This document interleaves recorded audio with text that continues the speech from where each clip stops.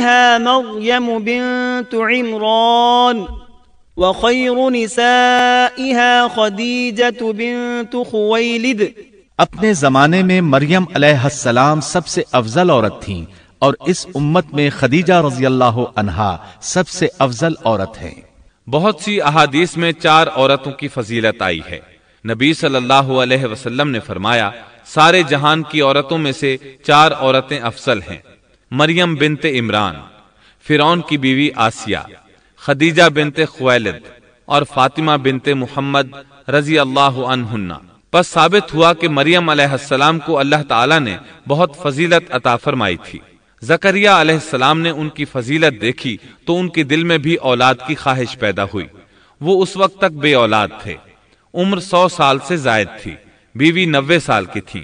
اولاد کی شدید تمنا کے باعث انہوں نے اللہ سے دعا مانگی۔ سورہ مریم آیات 1 تا 6 میں ہے۔ کاف ہا یا عین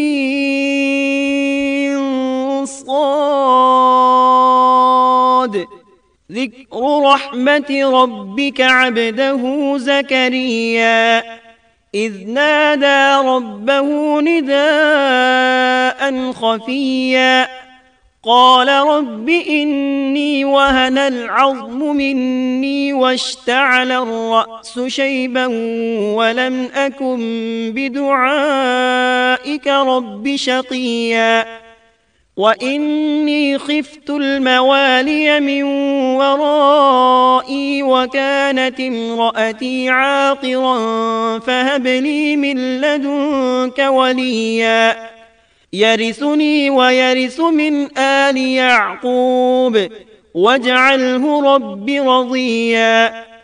کاف ہا یا عین صاد، یہ ہے تیرے پروردگار کی اس مہربانی کا ذکر جو اس نے اپنے بندے زکریا پر کی تھی، جبکہ اس نے اپنے رب سے چپکے دعا کی تھی کہ اے میرے پروردگار، میری ہڈیاں کمزور ہو گئی ہیں، سر بڑھاپے کی وجہ سے بھڑک اٹھا ہے، لیکن میں کبھی بھی تجھ سے دعا کر کے محروم نہیں رہا۔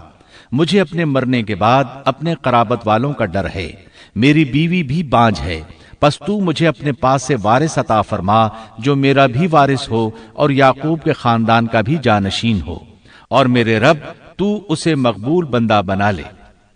زکریا علیہ السلام اپنے دور میں اکیلے ہی نبی تھے، ان کے ورثاء اور رشتہ داروں میں کوئی قابل آدمی نہیں تھا، اس لیے انہوں نے یہ دعا کی۔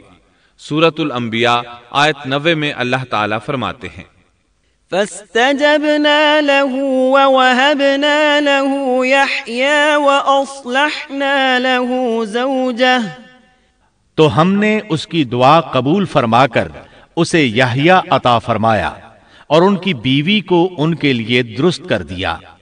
مطلب یہ کہ ان کا بانجھ پن دور کر دیا، پھر اللہ نے انہیں خوشخبری سنائی۔ یا زکریا انا نبشرک بغلام اسمه یحیی لم نجعل له من قبل سمیا۔ اے زکریا، ہم تجھے ایک بچے کی خوشخبری دیتے ہیں جس کا نام یحییٰ ہے، ہم نے اس سے پہلے اس کا ہم نام کسی کو نہیں کیا۔ زکریا علیہ السلام یہ سن کر خوش بھی ہوئے اور حیران بھی، کہنے لگے، قال رب أنا يكون لي غلام وكانت امرأتي عاقرا وقد بلغت من الكبر عتيا۔ اے میرے پروردگار، میرے ہاں لڑکا کیسے ہوگا؟ میری بیوی بانجھ اور میں خود بڑھاپے کی انتہا کو پہنچ چکا ہوں۔ اللہ نے جواب میں فرمایا، قال كذلك قال ربك هو علي هين وقد خلقتك من قبل ولم تك شيئا۔ ارشاد ہوا کہ وعدہ اسی طرح ہو چکا، تیرے رب نے فرما دیا ہے کہ مجھ پر یہ بالکل آسان ہے، اور میں اس سے پہلے تجھے بھی پیدا کر چکا ہوں، حالانکہ تو کچھ بھی نہ تھا۔